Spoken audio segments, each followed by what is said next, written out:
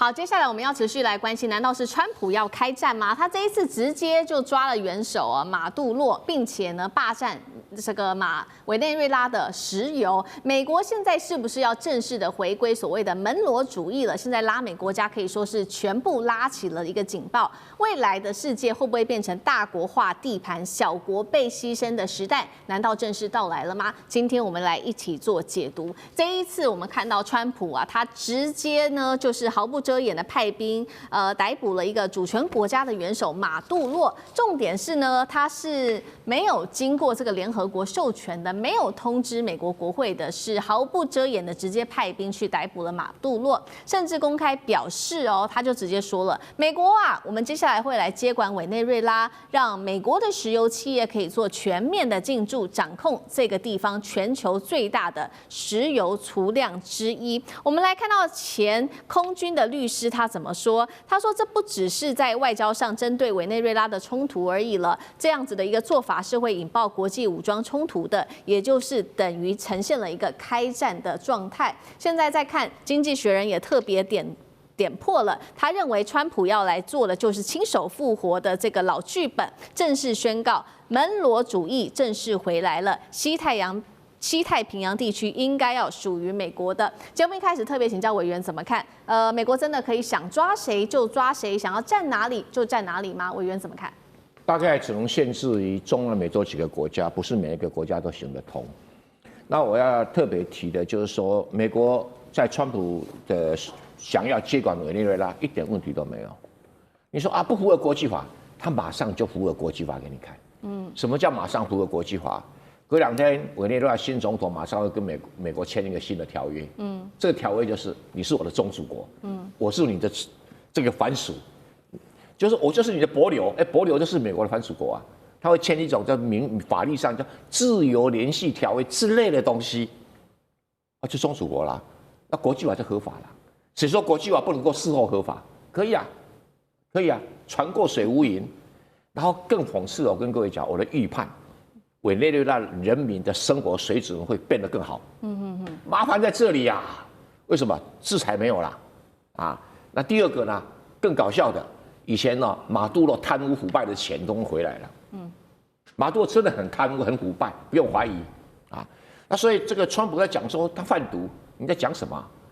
委內瑞拉賣到美國的毒品只佔美國進口量的8%，可是從哥倫比亞到中美洲到墨西哥進入美國的毒品佔70%，你不打那個70%，打那個8%的，所以毒品不是理由。第二個，我也不同意是因為石油，是因為石油公司不是石油，因為美國自己石油很多嘛，他怎麼會在乎自己有沒有石油用？他是因為石油公司的利益，在當時被這個委內瑞拉前總統跟現任總統用國有化沒收，沒有賠償任何1毛錢。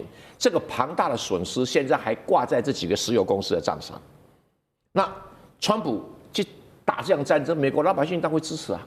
然後石油公司的老闆會抖內，你看開玩笑，這麼好的生意，所以不是石油，是石油公司。所以他馬上講，你看我們石油公司馬上要進駐委內瑞拉，全世界最大的礦產，而且現在的石油價格是60，一桶60，60塊美元，很便宜啦。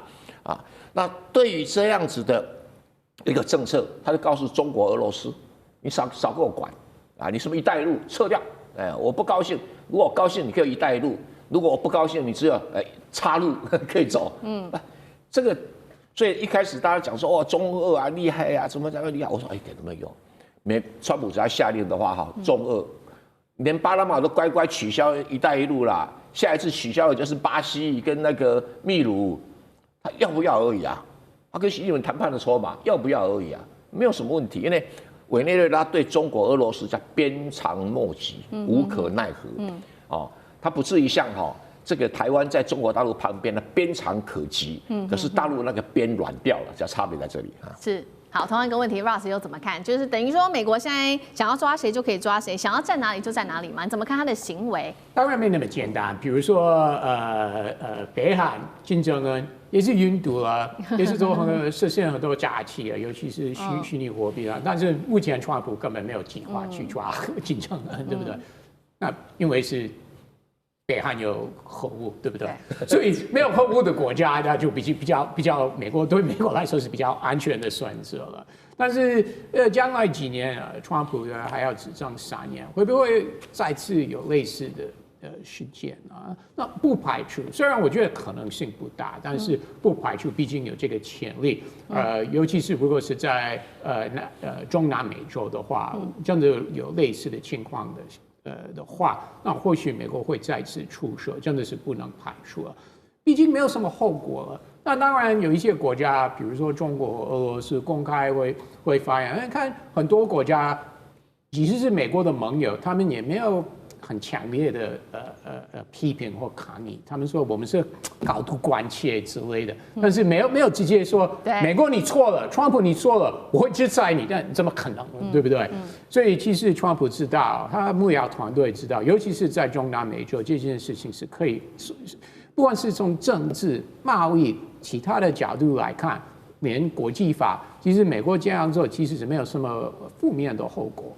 好，在這樣的情況之下，我們可以看到，所以川普可以說這個門羅主義復辟，但是後面要承擔的結果怎麼看？這個是來自於《經濟學人》跟《紐時》都提醒到了，因為之後呢，摧毀了這個委內瑞拉之後，就等於美國要摧毀秩序，要承擔後面的結果。委內瑞拉要知道，它現在的經濟狀況是真的非常非常的不好的，比這個伊拉克還要更不好。我們來看一下它現在的經濟狀況哦，它的這個通膨高達了6萬。貧窮率82%，GDP 統計我查了一下，過去13年暴跌75%，現在人均 GDP 大約是落在3000到4000美元左右，還有800萬的人民因為經濟實在太差了，逃離當地，國家空洞化，黑市武裝再起，美軍恐怕陷入在長期的內戰當中。到底美國這樣做值不值得？楊老師，川普不會去接管委內瑞拉，整個中南美過去數百年來就是在一個循環的宿命，那就是在被美國控制影響之下，它不斷的出現政變。如果政變不行的話呢，那就會是 CIA 去煽動，然後呢滲透，那最後呢美軍會介入，然後介入之後呢，他也不會去沒有任何一個國家被美國接管。因為他知道那根本就是個爛攤子，美國只是要的是這個區域的掌控，門羅主義，但是呢，也要排除就是其他區域中國、俄羅斯的這個介入。同時，你會看到他也知道這個循環就是，但不斷的就是在左右之間的擺盪，也有很多人上這個幾十萬人這2天在街頭上是抗議美國，然後支持馬杜羅，但是也有很多人是很高興的，就是說。馬杜羅被逮捕，對，所以說他們的生活會改善，那我覺得其實可能是短期的現象，因為關鍵是這個現在這個副總統他之所以在過去這段時間這麼快就轉變了態度，一定是跟美國達成了協議，可能接下來透過一個暫時的過渡，甚至舉行選舉，因為那個去年12月得到諾貝爾和平獎的反對黨的領袖川普昨天。自己都發文說，看起來他好像不太受委內瑞拉人的支持，所以他也沒有想要去支持他，對，所以他沒有要去接管任何的這個情況，因為他知道那是一個無底洞，他要的就是剛才蔡委員所講的，讓美國的石油公司回去賺錢，然後能夠再提供政治獻金或者其他的利益給川普家族，我覺得都很清楚，過去一直都是這個如此的情況，那所以他不會去重蹈在利比亞或者是伊拉克的這種情況，那因為畢竟這是他自己家裡的後院，而他長久以來讓這個後院一直不斷的爛，但是呢，他確定他的後院。好，所以美國基本上還是不會去介入在委內瑞拉它這個經濟上面的爛攤子。但是呢，現在川普已經直接恐嚇了，你現在是這個委內瑞拉，接下來幾個國家你要特別注意了。他恐嚇的包括了哥倫比亞、古巴跟墨西哥以及其他他說不配合的國家，你都要小心了。那麼智利的總統也很緊張，他說今天是委內瑞拉，明天可能就是任何的另外一個國家。現在是不是說大國就可以自己劃地盤，小國只能跟着被犧牲的時代正式來臨？艦長怎麼看？我們看到其實這一次的這個絕對決心的這一個行動是教科書等級的。那只是呢，他把原來 under table 下面的東西掀出來了，也就是美元才是最重要的。那這是我們講的第一個。第二個啊，其實我們也就看到，之前我們看那個所謂的美國的國家安全戰略，它是特別提出了美國未來重點在於西半球。那我們講到說，這一個戰略出台之後，當然要有3把火啊。第一把火，委內瑞拉就中獎了。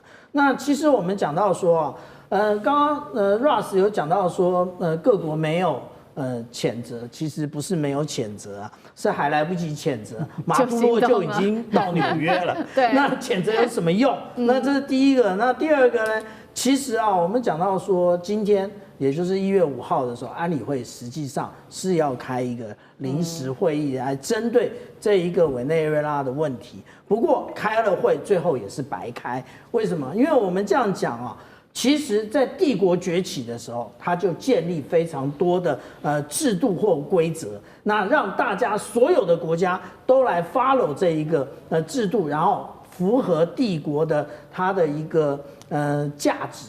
那可是呢，現在帝國正在的傾頹之中啊，其實是最可怕的，因為原來的規則已經完全不適用了。所以這也就是我剛剛講到的，即使安理會有任何的決議，不要忘了美國有一票反對，最後也這個會也等於白開。所以他有警告有關於這哥倫比亞、古巴、墨西哥啊，也就是當初被指的這個門羅主義的這個拉丁美洲國家，現在每個都繃緊神經，因為我們來看去，委內瑞拉其實算是一個有心要整頓它的軍事裝備的這一個國家，都已經如此了。那我們剛剛講那些國家，它裡面沒有更腐敗嗎？沒有，或者是它有更多的武器可以反制嗎？其實都沒有。所以這個就是對於拉丁美洲國家的一記警鐘。好，謝謝艦長。那我們休息一下，馬上回來。